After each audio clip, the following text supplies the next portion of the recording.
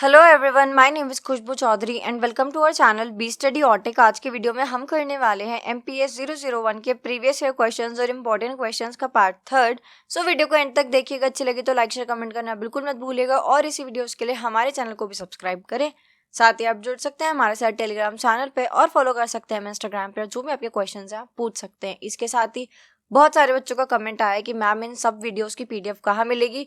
तो जिन बच्चों ने मेंबरशिप ज्वाइन करी हुई है, जो ऑलरेडी हमारे चैनल पे मेंबर्स हैं, वो जाके एक बार चेक कर लीजिए। कम्युनिटी पोस्ट पे आपको लिंक मिलेगा, वहाँ पे PDF अवेलेबल कर दी गई है। इसके अलावा बाकी जो स्टूडेंट्स हैं वो जल्दी से जाके मेंबरशिप ज्वाइन कर लो, जिससे कि आपको भी PDF का एक्सेस मिल सके। ठीक है, वीडियो शुरू करने से पहले एक बहुत इंपॉर्टेंट चीज़, और वो ये कि अगर आप सीधा इसी पार्ट पे आए हो तो पार्ट 1 पार्ट 2 ज़रूर देख लेना। मैं रिकमेंड करूँगी पार्ट 1 मोस्ट इंपॉर्टेंट है, बट तीनों ही पार्ट इंपॉर्टेंट है क्योंकि हमने क्या करा है, जो पिछले 6 साल के आपके PYQ हैं, यानी जो प्रीवियस ईयर क्वेश्चंस हैं, उनको हमने यूनिट वाइज डिवाइड किया है और उनमें ऐड किया है इंपॉर्टेंट क्वेश्चंस। तो यूनिट 1 से 8 हम फर्स्ट पार्ट में कर चुके हैं, यूनिट 9 से 19 सेकेंड पार्ट, और आज हम कर रहे हैं फाइनल पार्ट यानी कि पार्ट थर्ड, जिसमें हम करेंगे यूनिट 20 से लेकर 27 तक। तीनों ही मोस्ट इंपॉर्टेंट है, तीनों ही पार्ट देखिएगा और जल्दी से मेंबरशिप ज्वाइन करके PDF भी ले लीजिए और ज़्यादा से ज़्यादा वीडियो को शेयर करना। ठीक है, चलो आसान भाषा में हम समझेंगे। क्वेश्चन नंबर 1 है, discuss Karl Marx theory of socialism. ठीक है, देखो मैं आपको हर वीडियो में ये क्वेश्चन आता है, ठीक है, और मैं हर वीडियो में आपको सेम चीज़ बताती हूँ और आज भी वही बताऊंगी कि दुनिया में कोई भी टॉपिक की रेफरेंस है, मतलब किसी भी टॉपिक से रिलेटेड अगर कार्ल मार्क्स, मार्क्सिज्म, सोशलिज्म आता है तो वहाँ पे सेम ही जो चीज़ है वो अप्लाई होगी, और वो है रिच और पुअर का गैप। यानी कि कार्ल मार्क्स कहते हैं कि हमारी जो कैपिटलिस्ट सोसाइटी है, जो पूंजीवाद जो समाज है, वहाँ पे क्या होता है कि मान लो जो मीन्स ऑफ प्रोडक्शन है, मीन्स ऑफ प्रोडक्शन क्या है, एक कंपनी या फैक्ट्री, तो उसका जो मालिक है, जो ओनर है, वो रिच है और वो अपने प्रॉफिट के लिए जो पुअर है यानी कि जो लेबर और वर्कर है उनको एक्सप्लॉइट करता है। एक्सप्लॉइट कैसे करता है? प्रॉपर वेजेस नहीं देगा, एक्स्ट्रा वर्किंग आवर्स तक, मतलब है ना, लॉन्ग आवर्स तक उनसे काम करवाएगा, प्रॉपर कुछ मेडिकल फैसिलिटीज नहीं होंगी, राइट। तो यहाँ पे कार्ल मार्क्स कह रहे हैं कैपिटलिस्ट सोसाइटी के अंदर क्या होता है कि जो ओनर होते हैं वो लेबर और वर्कर को एक्सप्लॉइट करते हैं। तो जरूरत है कि पूरी दुनिया भर के जो लेबर्स हैं वो इकट्ठे हों, एक साथ आएं और कैपिटलिज्म को ओवरथ्रो कर दें, उठा के फेंक दें और सोशलिज्म स्थापित करें, या फिर उसके बाद फिर कम्युनिज्म को लेकर आए, जिससे कि क्या हो, फेयर डिस्ट्रीब्यूशन हो, जिससे कि इक्वालिटी हो, रिच और पुअर का गैप खत्म हो। ठीक है, चलो ये बोल रहे हैं Karl Marx believe that society develop through struggle between the rich and poor. He wanted a system where everyone is treated equally and there is no exploitation. यानी कि कार्ल मार्क्स का ये मानना है हमें जरूरत है एक ऐसे समाज की जहाँ पे जो रिच और पुअर का गैप है वो ना हो। ठीक है, एक ऐसा सिस्टम जहाँ पे हर किसी को इक्वली ट्रीट किया जाए और कोई एक्सप्लॉयटेशन, कोई किसी का शोषण वहाँ पे ना करे। पहला है एंड ऑफ क्लास सिस्टम, यानी कि मार्क्स चाहते हैं कि हमारी जो सोसाइटी है वहां से हम रिच और पुअर का जो गैप है इसको हटा दें। ठीक है, तो हर कोई इक्वल हो जाएगा। नेक्स्ट है नो प्राइवेट प्रॉपर्टी, यानी he believe that land, factories and resources should not belong to individual but to the whole community. यानी कि कार्ल मार्क्स कहते हैं कि जो लैंड है, जो फैक्ट्रीज हैं, जो रिसोर्सेज हैं, वो कोई एक इंडिविजुअल होल्ड ना करे बल्कि वो पूरी कम्युनिटी के पास हो। ठीक है, जिससे कोई क्या हो, कोई बहुत ज्यादा रिच ना हो जाए और कोई बिल्कुल ही पॉवर्टी में ना चला जाए। नेक्स्ट है वर्कर्स कंट्रोल, यानी कि कार्ल मार्क्स यहाँ पे कहते हैं जो वर्कर्स हैं, जो लेबर्स हैं, वो एक बार को प्रोडक्शन को कंट्रोल कर ले बट कोई एक ओनर या कैपिटलिस्ट ना करे। ठीक है, फोर्थ है एंड ऑफ एक्सप्लॉयटेशन। ये कहते हैं इन सोशलिज्म, सोशलिज्म के अंदर workers will get the full value of their work, no one will earn profit from their hard work. यानी जब एक्सप्लॉयटेशन खत्म हो जाए, मतलब सोशलिज्म के अंदर एक्सप्लॉयटेशन खत्म हो जाएगा तो क्या होगा, जो वर्कर है वो जो अपनी मेहनत कर रहे हैं ना, उनको उनके फ्रूट्स मिलेंगे, ना कि वो किसी और के प्रॉफिट कमाने के लिए बहुत मेहनत करेंगे। ये कुछ ऐसा है कि एक शू फैक्ट्री है, तो वहाँ पे जो ओनर है उन्होंने 10,000 पेयर ऑफ शूज बनाने का जो ऑर्डर है वो ले लिया। ठीक है, अब उन्होंने तो ऑर्डर ले लिया प्रॉफिट के लिए, बट वो बनाएंगे नहीं, वो ओनर है, उन्होंने सिर्फ पेपर पे लिख के ले लिया कि हाँ ठीक है। मेहनत कौन करेगा, एक्स्ट्रा टाइम तक कौन काम करेगा, और प्रॉपर वेजेस भी नहीं मिलेंगी, किसी की क्या मजबूरी है, क्या छुट्टी है, वो सब भी नहीं देखा जाएगा। मेहनत कौन कर रहे हैं, मजदूर कर रहे हैं, या फिर जो वहाँ पे लोग जो लोग काम कर रहे हैं वो कर रहे हैं। और प्रॉफिट किसको मिल रहा है, फ्रूट्स किसको मिल रहे हैं, जो ओनर है उसको, है ना। बट सोशलिज्म के अंदर ऐसा नहीं होगा कि एक बैठ के मेहनत करे और एक बैठ के खाए, वहाँ पे सब इक्वल हैं, सब फेयर डिस्ट्रीब्यूशन है, ठीक है। नेक्स्ट है common good. So all production and distribution should be done for the benefit of all, not for private profit. यानी जो भी प्रोडक्शन होगा, उसका जो भी डिस्ट्रीब्यूशन होगा, वो फेयर तरीके से होगा जिससे सबको बेनिफिट होए, कोई भी प्राइवेट प्रॉफिट ना हो किसी को, एक इंडिविजुअल को, ठीक है। ट्रांजिशन टू कम्युनिज्म, यानी कि marks said socialism is the first step towards communism, यानी कम्युनिज्म की तरफ पहला स्टेप जो है वो सोशलिज्म है, ठीक है। Where total equality and freedom exist. Communism क्या है? कम्युनिज्म के अंदर आपको टोटल इक्वालिटी और फ्रीडम मिलेगी, कोई क्लास का गैप, कोई इकोनॉमिक इनइक्वालिटी कुछ नहीं होगा, कोई एक्सप्लॉयटेशन नहीं होगा, ठीक है। चलो क्वेश्चन नंबर 2 है describe the salient features of democratic socialism. देखो सोशलिज्म हम अभी पढ़ के आए हैं, डेमोक्रेटिक हम जानते हैं, यानी कि ये डेमो से मिलके बना है, यानी कि लोगों से मिलके बना है ना। तो कुछ ऐसा कि सोशलिज्म भी हो और डेमोक्रेसी, जो डेमोक्रेसी के जो फीचर्स होते हैं यानी रूल बाय द पीपल, वो भी हो। Democratic socialism is a system that combines democracy यानी rule by people, and socialism का मतलब क्या होता है? Equality and welfare of all, यानी कि ऐसी सरकार जो लोगों के द्वारा बनाई जाए और उसमें काम क्या है? सबका भला करना, इक्वालिटी लेके आना और वेलफेयर करना, ठीक है। It aims to create a society where everyone gets equal opportunities but without taking away people's freedom and right, यानी कि एक ऐसा समाज, डेमोक्रेटिक सोशलिज्म यानी कि एक ऐसा समाज बनाना जहाँ पे हर किसी इंडिविजुअल के पास इक्वल अपॉर्चुनिटीज है और यहाँ पे किसी से किसी का राइट या फ्रीडम नहीं लिए गए हैं, ठीक है। Political democracy, people have the right to vote, choose their leaders and enjoy freedom of speech and expression. क्योंकि डेमोक्रेसी है तो ऑब्वियस सी बात है कि यहाँ पे लोगों के पास राइट है कि वो वोट कर सके अपने रिप्रेजेंटेटिव को, है ना, और चूज कर सके अपने लीडर्स को, और उसके बाद लीडर्स सब काम करेंगे और लोग क्या करेंगे? एंजॉय करेंगे freedom of speech and expression, ठीक है। नेक्स्ट है economic equality, the gap between rich and poor should be reduced, क्योंकि सोशलिज्म है यानी कि रिच और पुअर के गैप को यहाँ पे खत्म करने की बात हो रही है। Everyone should get fair chances to earn and live well, और हर किसी के पास अगर राइट्स हैं, फ्रीडम है, अपॉर्चुनिटी है, इक्वालिटी है, तो हर किसी के पास चांस है कि वो अच्छे से अर्न कर सके और अपनी लाइफ को बेटर बना सके, ठीक है। नेक्स्ट है social justice, the government works to remove poverty, unemployment, social inequality. क्योंकि डेमोक्रेसी है तो गवर्नमेंट काम करेगी और सोशलिज्म है तो वेलफेयर करेगी, तो क्या होगा? गवर्नमेंट काम करेगी, क्या? पॉवर्टी खत्म करेगी, सोशल इनइक्वालिटी यानी कि सामाजिक असमानताओं को खत्म करेगी, और अनएम्प्लॉयमेंट, बेरोजगारी को खत्म करेगी, जिससे कि जो पुअर है वो नहीं रहेंगे फिर, ठीक है। नेक्स्ट है mixed economy, both government and private individuals can run industries, यानी कि देखो गवर्नमेंट और प्राइवेट दोनों ही जो है इंडस्ट्रीज, जो इंडिविजुअल्स हैं वो इंडस्ट्रीज को रन करेंगे, बट लेकिन जो इम्पोर्टेंट सेक्टर्स हैं, ठीक है, उनको गवर्नमेंट कंट्रोल करेगी और जो बाकी के हैं उनको प्राइवेट सेक्टर्स। जैसे इंडिया में देखो, इंडिया में गवर्नमेंट स्कूल्स भी हैं, हॉस्पिटल्स भी हैं, है ना, प्राइवेट स्कूल्स भी हैं, हॉस्पिटल्स भी हैं, है ना, पब्लिक ट्रांसपोर्ट भी है, प्राइवेट ट्रांसपोर्ट भी है। नेक्स्ट है welfare state, the main aim of the government is to take care of people's need like education, health and housing. But जो मेन काम है गवर्नमेंट का वो क्या है? लोगों के लिए काम करना, उनके भले के लिए काम करना, उनकी नीड्स को फुलफिल करना, जैसे कि एजुकेशन, है ना, हर किसी के लिए एजुकेशन को अफोर्डेबल बनाना, और हेल्थ, हर किसी के पास एक्सेस होना हेल्थ का, और हाउसिंग यानी कि हर किसी के पास एक छत होना, ठीक है। नेक्स्ट है peaceful change, changes in society should come through democratic and peaceful methods, not through violence and revolution. अब कार्ल मार्क्स जो है ना, वो सोशलिज्म में रेवोल्यूशन की बात करते हैं। कार्ल मार्क्स कहते हैं कि आप कैपिटलिज्म में, पूंजीवाद में से ग्रेजुअल चेंजेस नहीं मान सकते कि भाई स्टेप बाय स्टेप चेंज होगा, नहीं। वो तो कहते हैं कि सीधा आओ, यूनाइट हो, वायलेंस करो, कुछ भी करो, कैपिटलिज्म को हटाओ और सोशलिज्म को लेकर आओ। बट डेमोक्रेसी भी है यहाँ पे, तो डेमोक्रेटिक सोशलिज्म के अंदर वायलेंस और रेवोल्यूशन की जगह नहीं है। यहाँ पे आप पीसफुल तरीके से यानी डेमोक्रेटिकली जो है चीजों को आगे चलाओगे, ठीक है। ये थोड़ा सा डिफरेंस है। क्वेश्चन नंबर 3 है write a note on Edmund Burke as a conservative thinker.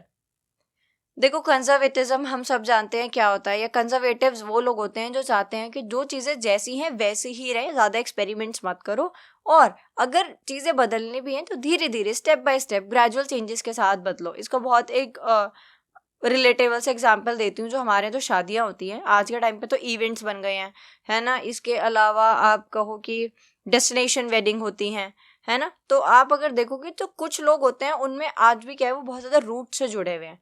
कुछ लोग तो ऐसे हैं कि भाई अपने रिलेटिव्स को लेकर डेस्टिनेशन वेडिंग करके आ गए, कोई बुराई नहीं है, उनकी मर्जी है, जो करना है करें, है ना। हर किसी के पास फ्रीडम है, राइट्स हैं, इक्वालिटी, सब सारी चीज़ें हैं।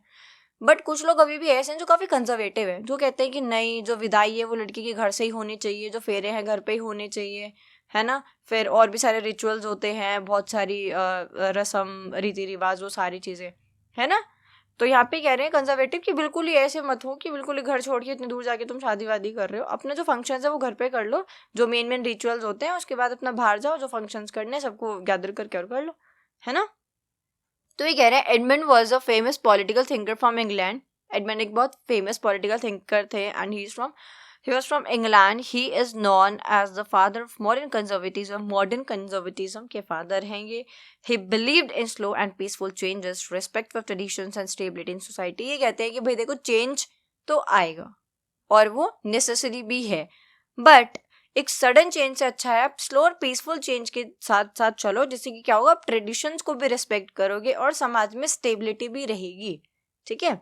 क्योंकि जब स्लो चेंज होता है ना तो स्टेबिलिटी रहती है, सडन चेंज होता है तो रिवोल्यूशंस होते हैं, वायलेंस होती है, केओस वाली सिचुएशन हो जाती है, ठीक है। फर्स्ट पॉइंट कह रहा है रिस्पेक्ट फॉर ट्रेडिशन, यानी कि Burke believed that old customs, traditions and institutions should be respected because they guide society wisely. अब ये कह रहे हैं, इनका ये मानना है एडमंड का कि जो हमारे पुराने कस्टम्स हैं, ट्रेडिशंस हैं, इंस्टीट्यूशंस हैं, हमें उन्हें रिस्पेक्ट करना चाहिए, क्योंकि हमारी सोसाइटी जो इतनी वाइजली चल रही है ना, वो उन्हीं की कुछ देन है जो चल रही है ना। नेक्स्ट है gradual change.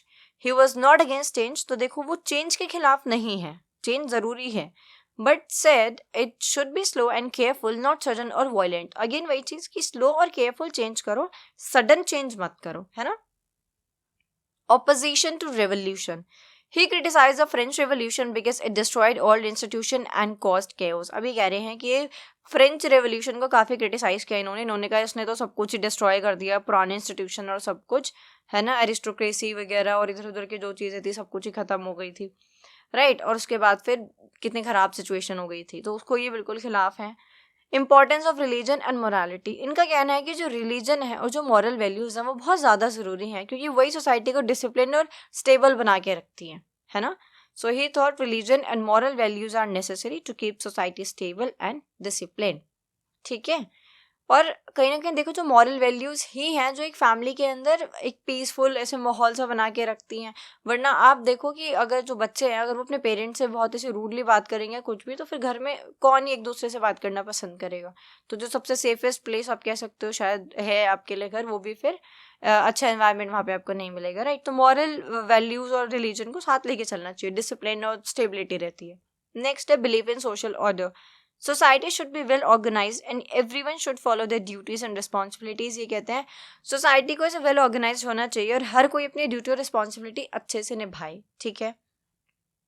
Practical wisdom. He trusted experience and practical knowledge more than abstract theories और new experiment. ये कहने कि new experiments को ये थोड़ा कम सपोर्ट करते हैं और जो practical knowledge है उसको। मैं इसका एक एग्जाम्पल आपको अगर दूँ, आप कहीं बाहर से थक के अपने घर पे आए हो और आपको एक पर्टिकुलर जो है आपको वही एक मग में और वैसी ही कॉफ़ी पीने की आदत है। आपने किसी को बोला और आपके घर में आपको वैसी कॉफ़ी वो नहीं मिली, किसी ने कुछ एक्सपेरिमेंट करके आपको दे दिया, ठीक है। तो आपका जो भी जो गुस्सा होगा, थकान होगी, वो उस इंसान के ऊपर उतर जाएगी, ठीक है, क्योंकि उसने एक्सपेरिमेंट किया और वो अचानक से किया। तो यहाँ पे मतलब ये थोड़ा सा आउट था हमारे टॉपिक से एग्जाम्पल, बट ठीक है। तो यहाँ पे ये वही कह रहे हैं कि नए एक्सपेरिमेंट से बेटर है जो ऑलरेडी चीज़ें हैं, एक्सपीरियंस से, ट्रस्टेड एक्सपीरियंस से, प्रैक्टिकल नॉलेज से वो ज़्यादा अच्छी होती हैं, ठीक है। क्वेश्चन नंबर 4 है what do you understand by conservatism. अभी हम बिल्कुल पढ़ के आए हैं, वही है। Conservatism is a belief or idea that says we should protect old traditions, customs, and value instead of changing everything quickly. Conservatives believes that slow and careful change is better than sudden change. ये कह रहे हैं भाई कि जो conservatism है ये एक ऐसा बिलीफ है, यानी कि एक ऐसा आइडिया है जो कि कहता है कि हमें अपने ट्रेडिशंस, कस्टम्स, वैल्यूज़ को प्रोटेक्ट करना चाहिए और रेस्पेक्ट करना चाहिए, ठीक है। अचानक से सब कुछ चेंज नहीं कर देना चाहिए क्विकली, राइट। और कंजर्वेटिव्स का ये भी मानना है कि स्लो और केयरफुल चेंज जो है वो बेटर है than sudden change. First again same चीज़ है, मैं जल्दी जल्दी इसको पढ़ देती हूँ, ठीक है। रिस्पेक्ट फॉर ट्रेडिशन यानी ओल्ड कस्टम्स और इंस्टीट्यूशंस बहुत ज़्यादा ज़रूरी हैं, हमें उनको बचा के रखना चाहिए। स्लो चेंज यानी कि चेंजेस शुड हैपन ग्रेजुअली, यानी धीरे धीरे चेंजेस होने चाहिए, रेवोल्यूशन या वायलेंस से नहीं होने चाहिए। नेक्स्ट है ऑर्डर एंड स्टेबिलिटी, यानी society works best when there is peace, discipline, stability. Society अच्छा काम करती है जब डिसिप्लिन, पीस और स्टेबिलिटी होता है, ठीक है, रहती है। नेक्स्ट है religion and morality, so these gives people moral guidance and help keep society strong. Religion morality हमें हेल्प करते हैं, मॉरल गाइडेंस प्रोवाइड करते हैं, जिससे कि सोसाइटी स्ट्रॉन्ग बनी रहती है। Experience over theory, practical experience is more trustworthy than new और अनटेस्टेड आइडियाज, ठीक है। क्वेश्चन नंबर 5 पे आ जाते हैं। Explain the characteristics of fundamentalism. देखो, इस पे बढ़ने से पहले मैं बताती हूँ, फंडामेंटलिज्म का मतलब ये होता है कि जब आप अपने रिलीजन में इतना ज़्यादा चले जाते हो, ठीक है, मैं स्पिरिचुअलिटी की बात नहीं कर रही, मैं रिलीजन की बात कर रही हूँ, दोनों में डिफरेंस है। तो जब आप अपने रिलीजन में बहुत ज़्यादा इतना ज़्यादा डीप चले जाते हो कि आप हर एक टेक्स्ट को रियलिटी में अप्लाई करने की कोशिश करते हो, ठीक है, तो ये एक पॉजिटिव भी है, नेगेटिव भी है। बट जब हम फंडामेंटलिज्म की बात कर रहे हैं तो आप इसको कट्टर शब्द से जोड़ सकते हो, मैं आगे इसको पढ़ाऊंगी, ठीक है। अब ये कह रहे हैं fundamentalism mean strictly following old religious beliefs and rules. Fundamentalism का मतलब होता है जब आप अपने पुराने रिलीजियस बिलीफ्स और रूल्स को स्ट्रिक्टली फॉलो करते हो। आप कहोगे कि मैम इसमें बुराई क्या है कि आप अपने रिलीजियस बिलीफ्स और रूल्स को स्ट्रिक्टली फॉलो कर रहे हो। देखो, जैसे रविंद्रनाथ टैगोर ने नेशनलिज्म के लिए बोला था ना कि आप नेशनलिज्म को उस पीक तक मत लेके जाओ कि आपको दूसरे देशों से नफरत होने लगे। ऐसे ही फंडामेंटलिज्म में होता है कि आपको लगता है आपका रिलीजन सही है, हर एक चीज सही है, और बाकी जो सब हैं जो आपके रिलीजन को फॉलो नहीं कर रहे वो सब बेकार है, ठीक है। तो फिर वहां पे आप चेंज लाने की कोशिश करते हो और वो पीसफुल चेंज बिल्कुल नहीं होता है, ठीक है।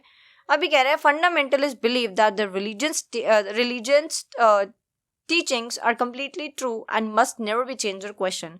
जो फंडामेंटलिस्ट होते हैं ना, इनकी कुछ ऐसे आइडियोलॉजी, विचारधारा ऐसी बन जाती है कि जो हमारी टीचिंग्स में है बिल्कुल वही सच है, बिल्कुल वही सत्य है, इसके अलावा कोई चेंज नहीं चाहिए और कोई हमें इसमें क्वेश्चन ना कर दे, ठीक है।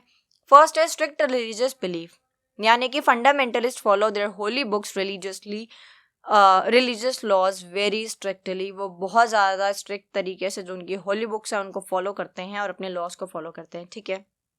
नेक्स्ट है opposition to change, they reject modern ideas and do not want to change traditional religious practices. वो बिल्कुल भी मॉडर्न आइडियाज को सपोर्ट नहीं करते और वो रिजेक्ट कर देते हैं और वो अपनी ट्रेडिशनल रिलीजियस प्रैक्टिस में कोई भी चेंज, कोई भी बदलाव बिल्कुल भी नहीं चाहते हैं। नेक्स्ट है literal interpretations, they take the words of their holy text literally exactly as they written. जो चीज़ जैसी लिखी है वो उसको बिल्कुल वैसे ही मान लेते हैं। One true religion, they believe that their religion is the only correct path and others are wrong. तो प्रॉब्लम यहाँ पे है कि जब आप ये मान लो कि सिर्फ आपका ही रिलीजन करेक्ट है, बाकी सबका गलत है, तो ये पीसफुल बिल्कुल भी नहीं होता, ठीक है। Control over life, they want religion to guide all parts of life. देखो, आप इतने अपने रिलीजन मान रहे हो, अपने ऊपर पूरी तरीके से लागू कर रहे हो, वो ठीक है, बट जब आप बाकी पूरी दुनिया से एक्सपेक्ट कर रहे हो कि वो आपके हिसाब से चले तो ये पॉसिबल नहीं है, और इससे फिर क्या होता है, इससे फिर वो केओस वाली सिचुएशन आती है, राइट। तो ये कह रहे हैं कि ये कंट्रोल ओवर लाइफ, ये चाहते हैं पॉलिटिक्स, एजुकेशन, सोसाइटी, हर एक जगह इनके रिलीजन में जो लिखा है या फिर जो ये चाह रहे हैं उस हिसाब से चीजें चलें, ठीक है। अब ये क्वेश्चन तो ऐसे ही आएगा, बट आपकी जो बुक है उसमें दिया हुआ है इस्लामिक फंडामेंटलिज्म और हिंदू फंडामेंटलिज्म भी दिया हुआ है ना, क्रिश्चियन भी, सिख भी, मतलब सारे दिए हुए हैं। तो अगर उसके पर्सपेक्टिव से आएगा तो आप वो लिख देना, बट मैं आपको यही सजेस्ट करूंगी कि आप थोड़ा कॉमन करके आना, है ना, क्योंकि हो सकता है कि आप जिस चीज़ को उस तरीके से नहीं बताना चाह रहे हो, बट शायद जो आपकी कॉपी चेक करे वो थोड़ा गलत ले ले, तो क्यों अपने आप को नंबर कटवाने हैं एग्जाम में, ठीक है। तो बहुत ही ऐसे न्यूट्रल होके पेपर लिख के आना, ठीक है। मैंने काफ़ी देखा है कि जो बच्चे हैं वो कुछ ज़्यादा ही ओवर लिखे आते हैं किसी एक चीज़ के रिलेटेड, ठीक है। नेक्स्ट है resistance to modern values, they often oppose science and modern culture और liberal ideas that go against their faith. तो ये फंडामेंटलिस्ट जो होते हैं वो साइंस को, मॉडर्न कल्चर को, लिबरल आइडियाज को, हर एक चीज़ को नकार देते हैं जो उनके फेथ के खिलाफ है, ठीक है। क्वेश्चन नंबर 6 है explain the rise and growth of nationalism. देखो, नेशनलिज्म का मतलब होता है कि आप अपने कंट्री से बहुत प्यार करते हो और आप ऐसे मतलब लोगों के बीच में रहते हो जो शेयर करते हैं common history, common culture, common language, और जो एक साथ बहुत अच्छे से रहते हैं और खुद को गवर्न करते हैं, ठीक है. So nationalism means love for one's country and the believe that people who share the same culture, language, history should live together in one nation and govern themselves. Okay. First है common identity, यानी वो लोग जो एक nation में रहते हैं उनकी एक कॉमन आइडेंटिटी होती है. So people begin to feel that they share the same language, culture, tradition. This created a sense of unity. आप किसी भी दूसरे देश में जाते हो, आप हिंदू, मुस्लिम, सिख, ईसाई हो, आप ब्राह्मण, क्षत्रिय, वैश्य, शूद्र हो, उससे कोई फर्क नहीं पड़ता, आप एक इंडियन हो. ठीक है, ये आपकी आइडेंटिटी है. Freedom from foreign rule. So many countries were under the control of foreign powers. The desire for independence and made people unite under nationalism. जब भी आप foreign powers के कंट्रोल में होते हो तो वो जो डिज़ायर होती है कि हमें इनसे आज़ादी पाके और खुद से अपना हंस बोल के खेल के रहना है, वो नेशनलिज्म की फीलिंग होती है, वो आपको यूनाइट करती है. और मैं बताऊं, क्योंकि इंडिया में इतनी डाइवर्सिटी है तो ऐसा माना भी जाता है that India's diversity has always been recognised as a source of its strength, कि हमारी जो डाइवर्सिटी है वो क्या है, हमारी सोर्स ऑफ स्ट्रेंथ है. ठीक है. नेक्स्ट है, और जो कि अगेन नेशनलिज्म की वो फीलिंग को लेकर आती है. नेक्स्ट है influence of revolutions. Revolutions like the French revolution 1789 spread the ideas of liberty, equality and fraternity. These helped nationalism grow. तो अगर बात करें जो रेवोल्यूशन हुआ था, फ्रेंच रेवोल्यूशन की बात कर रहे हैं 1789 में, वहाँ पे भी हमें देखा था कि लोगों के बीच में बहुत लिबर्टी, इक्वालिटी और फ्रेटर्निटी ऐसे भाईचारे वाली चीज़ें थी जिसकी वजह से वो ग्रो हो पाई. ठीक है. नेक्स्ट है role of education and media. Newspaper, books and school spread ideas about national pride and freedom. और इन आइडियाज़ को कौन स्प्रेड कर रहा है? न्यूज़पेपर, बुक्स और स्कूल्स. ठीक है. अगला है economic factors. Trade and industry connected people from different regions making them feel part of one nation. यानी कि बोला ट्रेड और इंडस्ट्री भी लोगों को कनेक्ट करके रखते हैं, उनको एक नेशन का हिस्सा है वो बताती है. नेक्स्ट है लीडर्स एंड मूवमेंट्स. जो नेशनल लीडर्स और रिफॉर्मर्स थे वो भी काफ़ी हमें इंस्पायर करते हैं, कि वो जैसे अगर हम बात करें भगत सिंह जी की, है ना, सुखदेव जी की, राजगुरु जी की, इन सब की, चंद्रशेखर आज़ाद की, तो ये सब कहीं ना कहीं जब भी हम इनका नाम सुनते हैं तो हमें वो नेशनलिज्म वाली चीज़ें सारी याद आ जाती है ना, नेशनल यूनिटी वाली, या कैसे फाइट किया था अंग्रेजों के खिलाफ, सारी चीज़ें. ठीक है. तो ये है नेशनलिज्म.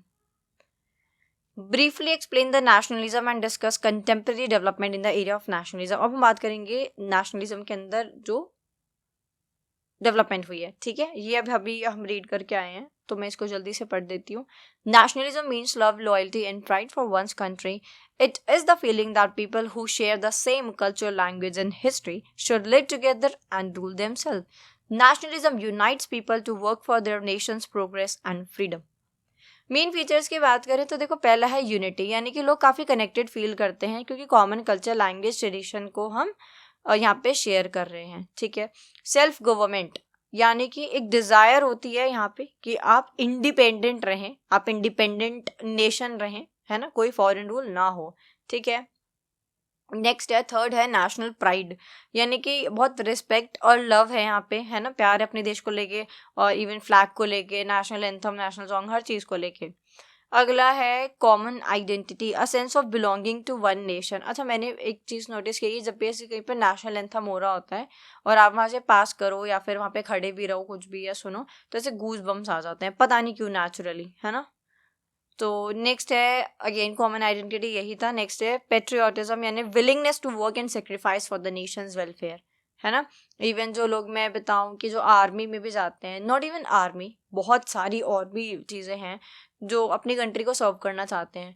अगर मैं बताऊं कि बाकी अगर जो डॉक्टर्स हैं उनको भी देखो कि कोविड के टाइम पे उन्होंने कितना 24 घंटे भी काम किया, उससे ज़्यादा भी काम किया है लोगों को सही रखने के लिए, है ना, कंट्रीब्यूशन के लिए. टीचर्स भी कंट्रीब्यूट करते हैं. एक टीचर अपनी लाइफ में हज़ारों लाखों बच्चों को पढ़ा रहा है, ऑनलाइन तो लाखों करोड़ों बच्चों को पढ़ा रहा है ना. तो उन करोड़ों में से, लाखों में से कोई 10,000 बच्चे तो होंगे ना जिनके मन में ये चीज़ आएगी कि हाँ यार, मतलब उन मैम ने, उन सर ने कुछ ऐसा हमें बताया था, तो हमारी भी रिस्पॉन्सिबिलिटी है कि हम सर्व करें, कुछ कंट्रीब्यूट करें, राइट. नेक्स्ट है contemporary modern development in nationalism. ठीक है. Globalisation and national identity. तो इसके एक एग्जांपल देके समझाती हूँ. मान लो कि जो अरिजीत सिंह है, ठीक है, वो किसी दूसरी कंट्री में जाते हैं, किसी दूसरे देश में जाके उनका कोई कॉन्सर्ट है, तो वहाँ पे जब वो खुद को रिप्रेजेंट कर रहे हैं ना, तो मतलब वो खुद को रिप्रेजेंट नहीं कर रहे हैं. अगर वो वहाँ पे अपनी आर्ट परफॉर्म कर रहे हैं, वो सिंगिंग कर रहे हैं, तो वो हमारी कंट्री को, हमारे कल्चर को रिस्पेक्ट कर रहे हैं, है ना. कैसे कर रहे हैं?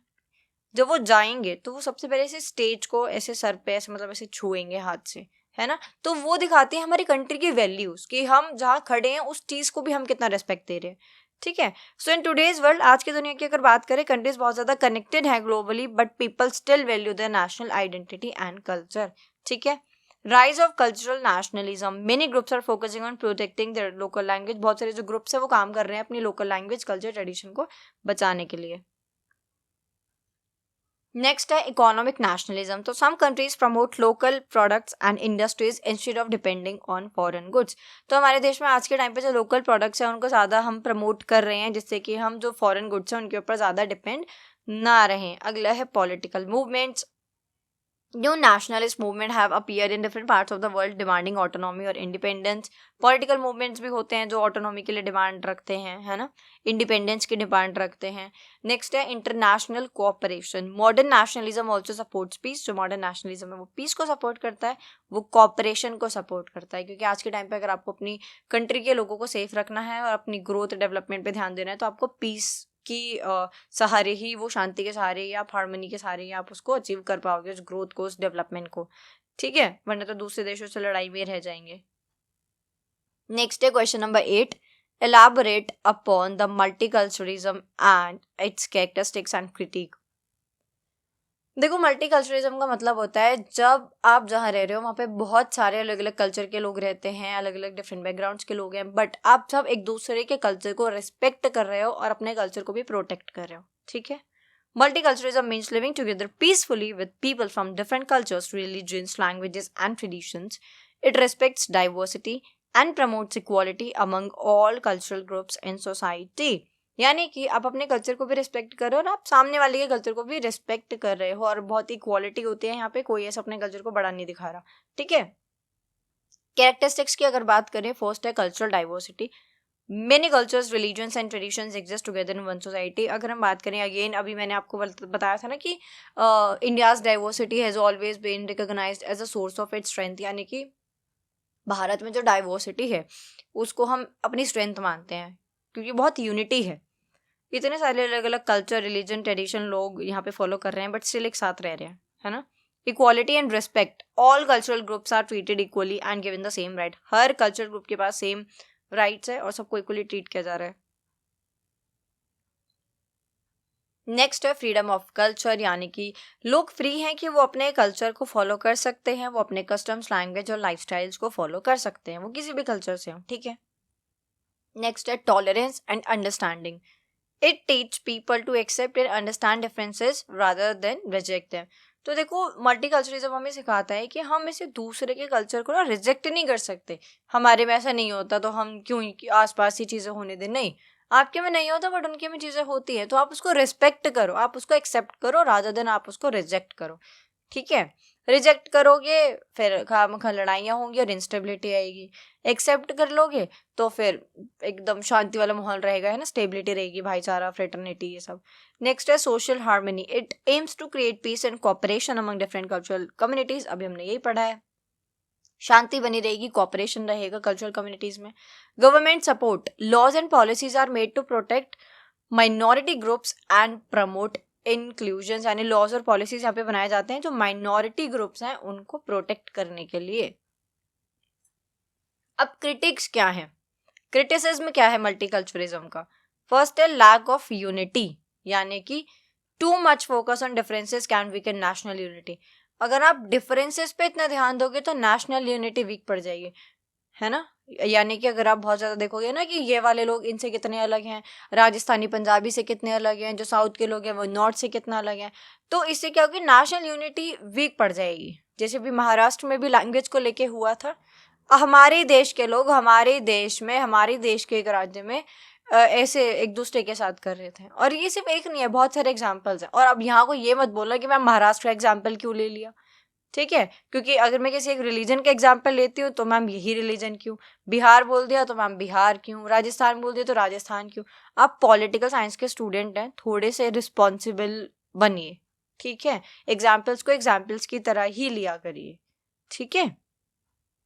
तो फिर क्या होगा यानी कि डिफरेंसेस पे फोकस करेंगे तो यूनिटी वीक होगी और कल्चरल कॉन्फ्लिक्ट्स होंगे, यानी समटाइम डिफरेंट कल्चर वैल्यू में क्लैश और कॉज मिसअंडरस्टैंडिंग। तो क्या होगी, क्लैशेस होंगे और मिसअंडरस्टैंडिंग्स होंगी और देश जो है वो बनने की बजाय टूट जाएगा, है ना।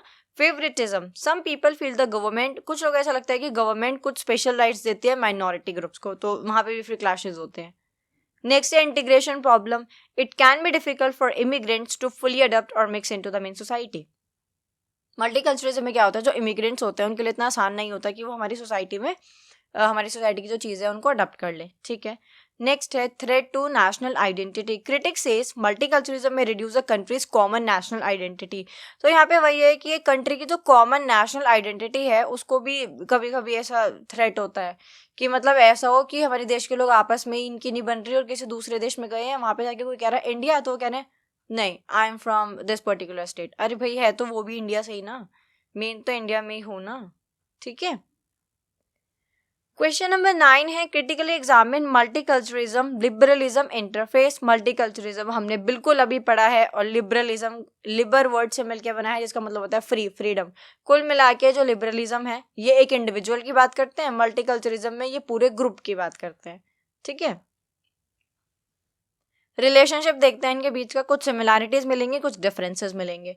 सो liberalism believes in individual freedom, equality, human rights for everyone. Liberalism बात करता है कि इंडिविजुअल की फ्रीडम की, इक्वालिटी की, ह्यूमन राइट्स की। मल्टीकल्चरलिज्म मानता है कि अलग अलग कल्चर्स को हमें रिस्पेक्ट करना चाहिए, अलग अलग रिलीजन्स को रिस्पेक्ट करना चाहिए और अलग अलग ट्रेडिशंस को रिस्पेक्ट देनी चाहिए।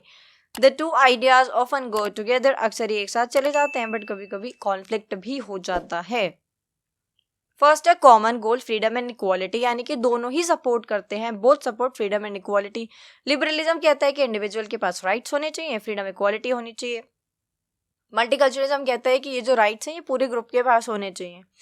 Respect for diversity, liberalism respect करता है पर्सनल चॉइस की, एक इंडिविजुअल की चॉइस की, कि उसके पास फ्रीडम है कि वो कुछ भी चूज कर सकता है। मल्टीकल्चरलिज्म इसमें थोड़ी और रिस्पेक्ट ऐड करके बोलते हैं कि ये पूरे कल्चरल ग्रुप को दे दो, है ना। अगला है protection of minorities, both want to protect minority from discrimination and ensure fair treatment. दोनों ही चाहते हैं कि डिस्क्रिमिनेशन ना हो, भेदभाव ना हो और हर किसी को फेयर ट्रीट किया जाए। बट टेंशन आ गई इनके बीच में। टेंशन क्या है इन दोनों के बीच में, इंडिविजुअल की बात कौन कर रहा है, लिबरलिज्म, ग्रुप राइट्स की कौन बात कर रहा है, मल्टीकल्चरलिज्म, है ना। हाँ, सो ये कह रहे हैं liberalism focus on individual freedom, जो लिबरलिज्म है वो फोकस करता है इंडिविजुअल फ्रीडम के ऊपर, बट जो मल्टीकल्चरलिज्म है वो अक्सर फोकस करता है ग्रुप के राइट्स के ऊपर। तो कभी कभी इनके बीच में क्लैश हो जाता है, ठीक है। मान लो एक ग्रुप है और वहां पे उस ग्रुप के अंदर 8 लोगों का ग्रुप है, तो एक जना उसमें से कुछ अलग ही चाल चल रहा है ना, अलग ही जा रहा है। तो जो मल्टीकल्चरिज्म वाले सपोर्टर्स हैं वो कहेंगे कि भाई तुम एक ग्रुप के मेंबर हो, एक दूसरे को सपोर्ट करो, ना कि ऐसे।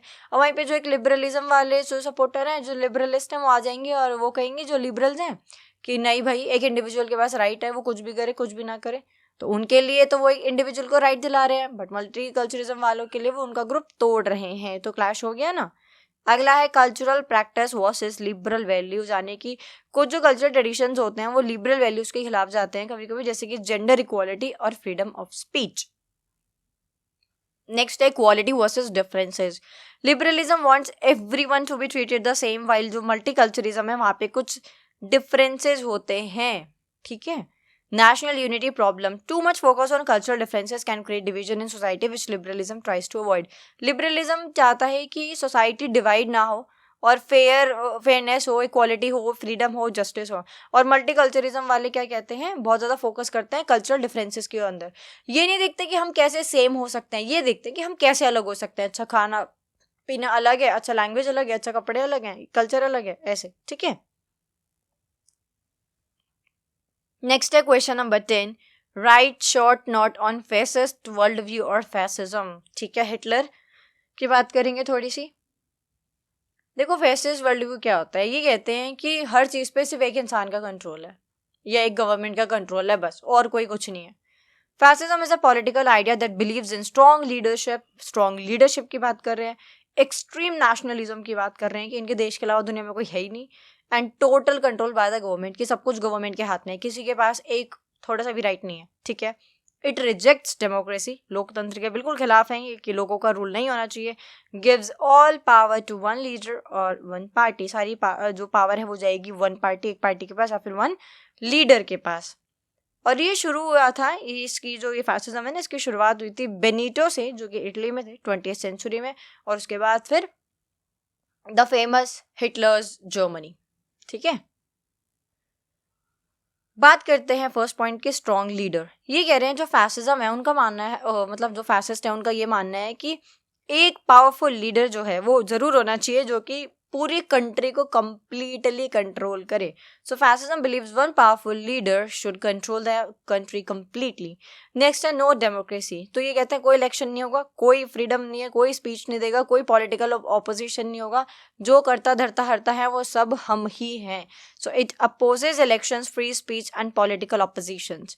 नेक्स्ट है एक्सट्रीम नेशनलिज्म। जो फैसिस्ट है इनका मानना है कि इनका नेशन, इनकी रेस सबसे सुपीरियर है, बाकी सब कोई कुछ नहीं है। ठीक है, नेक्स्ट है कंट्रोल ओवर एवरीथिंग, कि जो गवर्नमेंट है वो मीडिया कंट्रोल करेगी, एजुकेशन कंट्रोल करेगी, इकोनॉमी कंट्रोल करेगी और लोगों के थॉट्स को भी कंट्रोल करेगी, है ना। मीडिया, एजुकेशन, इकोनॉमी, यहाँ तक कि लोगों के थॉट्स को भी यही कंट्रोल करेंगे। यूज ऑफ फोर्स, ये फैसिज्म वाले जो है ना, ये फैसिस्ट वाले जो है, फैसिस्ट ये सपोर्ट करते हैं वायलेंस को, कि पावर में रहने के लिए फियर बहुत ज़रूरी है, लोगों के अंदर डर बिठाना बहुत ज़रूरी है, वायलेंस बहुत ज़रूरी है, इसलिए पनिशमेंट भी बहुत ऐसे खतरनाक सी दिया करते थे। ठीक है, नेक्स्ट है एंटी कम्युनिस्ट। तो ये बिल्कुल ही सोशलिज्म और कम्युनिज्म के खिलाफ है, जहाँ पे फेयर डिस्ट्रीब्यूशन और इक्वालिटी की बात की गई है। ठीक है, नेक्स्ट है question number 11, trace the origin of the term feminism and enumerate types of feminism. अब बात करेंगे फेमिनिज्म के बारे में, टाइप्स ऑफ फेमिनिज्म के बारे में। देखो, जो वर्ड है फेमिनिज्म वो एक लैटिन वर्ड फेमिना से बन के आया है या बना है, ठीक है, या मिला है, जिसको हम बोलते हैं विमेन, जिसका मतलब होता है विमेन। ठीक है, it was first use in the late 19th century in France in Europe. France और यूरोप में इसको फर्स्ट टाइम यूज किया गया था 19th सेंचुरी के अंदर। देखो, मैं एक बात बताती हूँ, जब भी हम फेमिनिज्म में फेमिनिस्ट की बात करते हैं ना, तो आज के टाइम पे जो चीज़ें चल रही हैं वो बहुत ही अलग है। वो अगर असल में आप फेमिनिज्म में फेमिनिस्ट की बात करो तो वो नहीं है, वो चीज़ें बहुत ही ट्रैक से हट गई हैं। उस टाइम पे जो बातें होती थी, जो डिमांड्स रखी जाती थी, वो होती थी रियल फेमिनिस्ट और फेमिनिज्म वाली बातें। ठीक है, अब मैं यहाँ बहुत फेमिनिस्ट सपोर्टर भी नहीं हूँ, मैं एंटी फेमिनिस्ट भी नहीं हूँ, मैं बस अपने व्यूज़ रख रही हूँ, आप अपने व्यूज़ रख सकते हैं। ठीक है, तो ये कह रहे हैं जो फेमिनिज्म है ना, उन्होंने मूवमेंट शुरू करा किस लिए, विमेंस राइट के लिए, है ना, स्पेशली कि भाई विमेंस को एजुकेशन मिले, इक्वालिटी। अच्छा देखो, ऐसे हुआ कि दलित्स के लिए जो डॉक्टर अंबेडकर थे और जो बाकी जो हमारे लोग थे जैसे ज्योतिराव फूले और ये सब, इन सब ने आवाज़ उठाई। ठीक है, ऐसे ही जो ट्राइबल्स थे उनके लिए भी किसी ने आवाज़ उठाई, है ना। ऐसे ही जो पुअर थे उनके लिए भी कार्ल मार्क्स ने आवाज़ उठाई। तो ऐसे जो उस टाइम पे विमेंस की सिचुएशन थी, कंडीशन थी, जो भी चीज़ें थी, उनके लिए भी बहुत सारे लीडर्स और सब ने आवाज़ उठाई। इवन इंडिया में भी अगर बात करें तो सती प्रथा खत्म करना हो, विडो मैरिज हो, ऐसे बहुत सारे कंसेप्ट थे, है ना। क्योंकि पहले के टाइम पे जो विमेंस थी, जो स्लेव्स थे और जो पुअर या इलिटरेट लोग थे, है ना, उनको वोट भी देने का अधिकार नहीं था। तो उस टाइम पे जो फेमिनिज्म, ये जो कंसेप्ट है, ये शुरू हुआ क्योंकि वहाँ पे बात करी गई, वहाँ पे मूवमेंट किया गया कि भाई विमेंस के पास भी कुछ राइट्स होने चाहिए, जैसे एजुकेशन का एक्सेस होनी चाहिए, है ना, एक्सेस होना चाहिए कि भाई उनको भी एजुकेशन मिल सके, इक्वालिटी होनी चाहिए, यानी कि उनके पास भी राइट टू वोट होने चाहिए। भाई एक देश के अंदर जो भी गवर्नमेंट बनेगी वो सिर्फ मेन को कंट्रोल नहीं करेगी, यानी उनके लिए काम नहीं करेगी, कंट्रोल नहीं, उनके लिए काम नहीं करेगी, वो विमेंस के लिए भी इक्वली काम करेगी। तो फिर उन्हें भी तो अधिकार है ना अपना रिप्रेजेंटेटिव जो भी है वो इलेक्ट करने के लिए, चूज करने के लिए, है ना, वोट करने के लिए। Later it spread all over the world as a fight for equal rights. उसके बाद ये पूरी दुनिया भर में फैल गया, क्योंकि अब पूरी दुनिया भर की जो विमेंस थी वो अवेयर हो गई कि भाई हमें भी अपॉर्चुनिटीज चाहिए, हमें भी इक्वल राइट्स चाहिए और हमें भी रिस्पेक्ट चाहिए in all areas of life. ठीक है, फर्स्ट है टाइप्स ऑफ फेमिनिज्म। पहली है लिबरल फेमिनिज्म। अब जो इनके शुरू के वर्ड है ना, आपको ये पकड़ने हैं। ठीक है, लिबरल हमें पता है फ्रीडम की बात करते हैं, इक्वालिटी की बात करते हैं। सो जो लिबरल फेमिनिज्म है, इनका मानना है equality between main and women, believes in equality between main and women, और वो इक्वालिटी कैसे मिलेगी? थ्रू लॉज, कानून बनने चाहिए कि भाई मेन और वुमेन इक्वल हैं, एजुकेशन मिलनी चाहिए दोनों को इक्वल, और रिफॉर्म्स जो हो जहाँ पे ज़रूरत है वो करे जाएं, ठीक है। Wants equal rights and opportunities, not revolution. Revolution नहीं चाहिए, बस इक्वल राइट्स और अपॉर्चुनिटीज चाहिए। कोई नहीं कर रहा है ये बोल रहा है कि आप मेन से अधिकार छीन के वुमेन को दे दो, नहीं, बस जो मेन के पास है वो आप वुमेन को भी दे दो, ठीक है। रेडिकल फेमिनिज्म, रेडिकल फेमिनिज्म ये बिल्कुल पेट्रियार्की के खिलाफ है, पैतृक समाज के खिलाफ है। ये बोलते हैं कि जो मेल डोमिनेशन सोसाइटी है ना, मेल डोमिनेटिव सोसाइटी, ये ही गलत है क्योंकि यहाँ पे हमेशा विमेंस को दबाया जाता है। तो ये बोलते हैं कि एकदम हमें ना रेडिकल यानी कि बहुत डीप सोशल चेंज चाहिए। जेंडर इनइक्वालिटी को खत्म कर दो कि जो मेल और फीमेल है दोनों ऐसे बिल्कुल ऐसे इक्वल हुए, है ना, कोई बड़ा ना हो, कोई डोमिनेटिंग ना हो। नेक्स्ट है Marxist socialist feminism. Marxist socialist feminism क्या है? अगेन देखो ये इकोनॉमी की बात करेंगे, राइट, क्योंकि मार्क्सिज्म सोशलिज्म में हमने इकोनॉमिक इनइक्वालिटी पढ़ा है। So connects women's oppression with economic inequality in capitalism, believes women's freedom need both economic and social equality, ठीक है। कल्चरल फेमिनिज्म क्या है? Emphasize the value of women's qualities like care, love and cooperation. Says these should be respected, not seen as weak. देखो यहाँ पे ये कह रहे हैं भाई women's की जो qualities हैं जैसे केयर करना, लव करना, कॉपरेशन, इनको रिस्पेक्ट करें, ना कि इनको वीक समझा जाए। ये कुछ ऐसे है कि बहुत सारे जो डिफरेंसेस हैं ना वो स्टीरियोटाइप्स और प्रिजुडिस की वजह से हैं जो कि हमारे समाज ने, सोसाइटी ने बनाए हैं।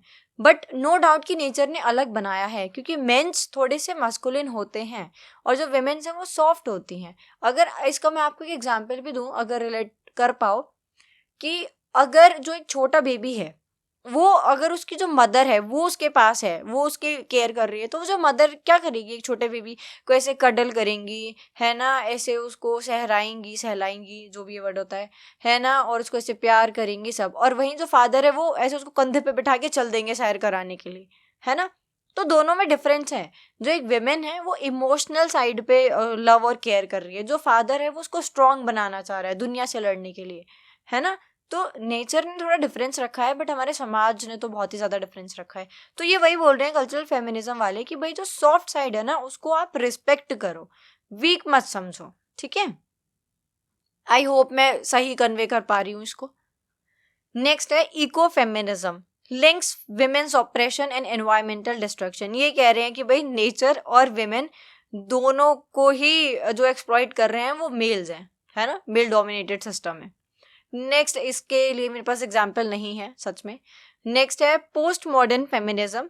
तो ये मेन और विमेन के जो ये आइडिया है ये इनके बारे में बात करते हैं, मतलब ये ज़्यादा ही मॉडर्न है। तो ये एक मेन को इन्वर्टेड कॉमास और विमेन को इन्वर्टेड कॉमास में रख के बात कर रहे हैं। Believes everyone should be free to define their own identity, कि दुनिया को बताने की जरूरत नहीं है कि क्या है क्या नहीं है, हर कोई अपनी आइडेंटिटी खुद से बना सकता है, ठीक है।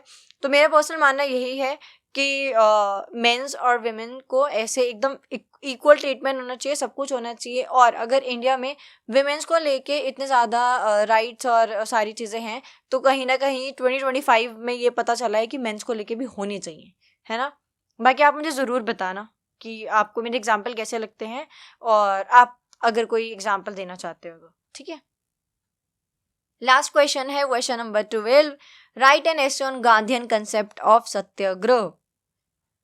देखो गांधीयन कंसेप्ट ऑफ सत्याग्रह या फिर पैसिव रेजिस्टेंस की बात करें तो सत्य का मतलब होता है ट्रुथ और आग्रह का मतलब होता है फर्मनेस और होल्डिंग ऑन, यानी कि किसी से आग्रह करना, पीसफुल रिक्वेस्ट करना। तो सत्याग्रह यानी कि जब आप सच के लिए आग्रह कर रहे हो।